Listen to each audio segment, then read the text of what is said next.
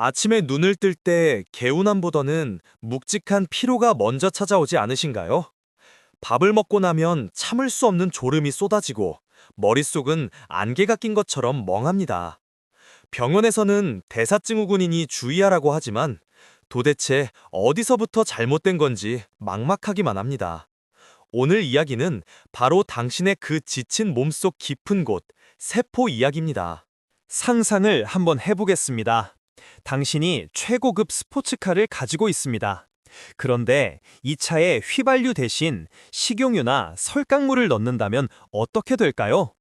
엔진에서는 검은 연기가 뿜어져 나오고 차는 덜덜거리다가 결국 멈춰버릴 겁니다. 지금 당신의 몸이 겪고 있는 고통이 바로 이 잘못된 연료 때문이라면 믿으시겠습니까? 세계적인 자연치유 전문가 조셉 머콜라 박사는 그의 저서 Path for Pure를 통해 충격적인 사실을 전합니다. 우리가 에너지라고 믿고 먹었던 탄수화물과 당분이 사실은 우리 몸의 엔진을 망가뜨리는 더러운 연료였다는 것입니다. 그리고 그는 제안합니다. 이제 연료를 바꿀 때가 되었다고 말이죠. 우리 몸속에는 미토콘드리아라는 아주 작은 발전소가 있습니다. 우리가 숨을 쉬고 생각하고 움직일 수 있는 모든 에너지를 만들어내는 곳이죠. 그런데 대사증후군을 앓고 있는 분들의 미토콘드리아는 지금 비명을 지르고 있습니다. 과도한 포도당이 들어오면서 발생한 활성산소라는 독성 물질 때문에 발전소가 녹슬고 망가져버린 것입니다. 우리는 밥심으로 산다는 말을 듣고 자랐습니다. 탄수화물을 먹으면 혈당이 오르고 우리 몸은 이것을 빠르게 에너지로 씁니다. 하지만 포도당은 마치 젖은 장작과 같습니다. 불은 붙지만 연기가 너무 많이 나죠. 그 연기가 바로 염증이고 그 염증이 쌓여 당뇨와 비만, 고혈압을 만듭니다. 그렇다면 대안은 무엇일까요? 머콜라 박사는 지방을 태우라고 말합니다. 지방은 포도당보다 훨씬 깨끗하고 효율적인 연료입니다. 마치 잘 말린 참나무 장작처럼 연기 없이 오랫동안 뜨겁게 타오릅니다. 이것이 바로 케톤이라는 에너지원입니다.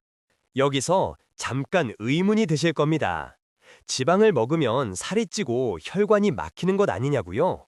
이것은 현대의학이 만들어낸 가장 큰 오해 중 하나입니다. 문제는 지방 그 자체가 아니라 나쁜 지방과 탄수화물을 함께 먹는 식습관입니다. 건강한 지방은 오히려 혈관을 청소하고 뇌를 깨웁니다. 이 책의 핵심인 미토콘드리아 대사요법, 줄여서 MMT는 단순히 지방만 많이 먹는 저탄고지와는 다릅니다. 핵심은 우리 몸이 잃어버린 능력을 되찾아주는 것입니다. 바로 대사유연성입니다. 필요할 때 지방을 꺼내 쓸 수 있는 몸으로 바꾸는 것이죠. 그럼 구체적으로 무엇을 먹어야 할까요? 식단에서 탄수화물은 과감히 줄여야 합니다. 대신 칼로리의 70% 이상을 건강한 지방으로 채웁니다. 코코넛 오일, MCT 오일, 목초를 먹인 소의 버터, 자연산 연어, 이것들이 여러분의 망가진 발전소를 수리할 부품이자 연료입니다. 주의할 점이 있습니다. 많은 분들이 탄수화물을 줄이면서 고기를 과도하게 드십니다. 하지만 머콜라 박사는 과도한 단백질 섭취를 경계합니다. 단백질을 너무 많이 먹으면 엠토르라는 경로가 자극되어 세포 성장을 촉진하는데 이는 암세포의 성장까지 도울 수 있기 때문입니다. 단백질은 적당히 딱 필요한 만큼만 드셔야 합니다. 절대 먹지 말아야 할 지방도 있습니다. 바로 공장에서 가공된 식물성 기름입니다. 콩기름, 옥수수유, 카놀라유 같은 기름들은 가열 과정에서 이미 산패되어 우리 몸속에서 폭탄처럼 작용합니다. 이런 기름은 튀김 요리와 가공식품에 숨어 있으니 성분표를 꼼꼼히 확인해야 합니다. 책에서 강조하는 또 하나의 숨겨진 비밀은 철분입니다. 철분이 부족해도 문제지만 넘치면 미토콘드리아를 녹슬게 하는 가장 강력한 산화제가 됩니다. 특히 남성분들이나 폐경 이후 여성분들은 정기적인 헌혈이나 검사를 통해 철분 수치를 관리하는 것이 노화를 막는 지름길입니다. 최고의 식단은 때로는 먹지 않는 것입니다. 우리 몸은 배가 고플 때 비로소 청소 모드로 돌입합니다. 이것을 자가포식이라고 합니다. 낡고 병든 세포를 스스로 잡아먹어 새로운 에너지로 재활용하는 것이죠. 하루 16시간 이상 공복을 유지하는 것만으로도 여러분의 몸은 놀라운 치유력을 발휘합니다. 이 식단을 시작하면 며칠간은 더 피곤하고 머리가 아플 수 있습니다. 이것은 부작용이 아니라 수십 년간 설탕에 중독되었던 몸이 지방 연소 모드로 바뀌면서 겪는 금단 현상, 즉 키토플루입니다. 이 고비를 넘겨야만 진정한 자유를 얻을 수 있습니다. 물과 소금을 충분히 섭취하며 조금만 견뎌주세요. 하지만 평생 탄수화물을 끊고 살 수는 없습니다. 머콜라 박사의 핵심 전략은 주기적 키토제닉입니다. 몸이 지방을 데우는 데 익숙해졌다면 일주일에 한두 번은 건강한 탄수화물을 섭취해줍니다. 이렇게 하면 몸은 기근이 닥쳤다고 착각하지 않고 대사를 더욱 활발하게 유지합니다. 지방을 연료로 쓰기 시작하면 가장 먼저 느끼는 변화는 머리가 맑아지는 것입니다.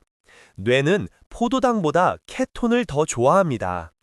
오후만 되면 찾아오던 식곤증이 사라지고 집중력이 높아지며 감정 기복이 줄어듭니다. 마치 흐린 창문을 깨끗이 닦아낸 것처럼 세상이 선명해집니다. 대사 증후군의 주범이었던 뱃살도 자연스럽게 빠집니다. 억지로 굶어서 빼는 것이 아닙니다. 인슐린 수치가 낮아지면서 몸이 지방을 저장하는 모드에서 꺼내 쓰는 모드로 바뀌었기 때문입니다. 배고픔에 시달리지 않고도 체중계 숫자가 내려가는 기적을 경험하게 됩니다. 이 식단은 암 예방에도 강력한 효과가 있습니다. 암세포는 오직 당분만을 먹이로 삼습니다.